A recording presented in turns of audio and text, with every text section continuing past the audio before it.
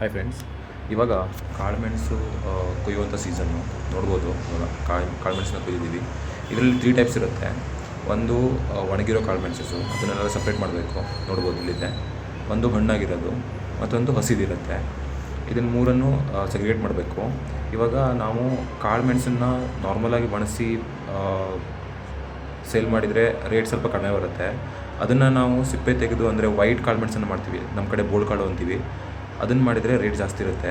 So ಅದನ್ನು ಮಾಡೋ process ಇದು. ಸೊ ಹಣ್ಣಿರೋ ಕಾಳನ್ನೆಲ್ಲ ತೆಗೆದು ಈ ಥರ ತೊಳೆದು ಈ ಥರ ಡ್ರಮ್ಮಲ್ಲಿ ನೀರನ್ನು ಹಾಕಿ ಕೊಳಿಸ್ಬೇಕು. ಆವಾಗ ಮೇಲ್ಗಡೆ ಸಿಪ್ಪೆ ಎಲ್ಲ ಬಿಡುತ್ತೆ. ಆಯಿತು. ಆಮೇಲೆ ಮಷಿನ್ಗೆ ಹಾಕಿ ಸಿಪ್ಪೆ ತೆಗೆಯುವಂಥ ಮಷಿನ್ ಇರುತ್ತೆ. ನೋಡ್ಬೋದು ಇದನ್ನ. ನೋಡಿ, ಹೀಗೆ ಕೊಳಿಸ್ಬೇಕು. ಆಮೇಲೆ ಮಷಿನಲ್ಲಿ ಹಾಕಿ ಅದರ ಮೇಲ್ಗಡೆ ಸಿಪ್ಪೆನ ತೆಗಿಬೇಕು. ಆವಾಗ ಅದು ವೈಟ್ ಕಲರ್ ಆಗುತ್ತೆ. ಇಲ್ಲ ನಾರ್ಮಲಿ ಒಣಸಿದಾಗ ಅದು ಬ್ಲ್ಯಾಕ್ ಕಲರ್ ಆಗುತ್ತೆ. ಇಲ್ಲಿ ನೋಡ್ಬೋದು, ಇದು ಕಾಯಿ ಯಾವುದು ಹಸಿರು ಇರುತ್ತೆ ನೋಡಿ, ಅದನ್ನು ಈ ಥರ ಚೀಲದಲ್ಲಿ ಹಾಕಿ ನೀರು ಹಾಕಿ ಕೊಳಿಸ್ಬೇಕು 1 ವಾರ. ಆಮೇಲೆ ಅದನ್ನು ಸಿಪ್ಪೆ ತೆಗಿಬೇಕು. ಆವಾಗ ಅದು ವೈಟ್ ಕಲರ್ ಆಗುತ್ತೆ.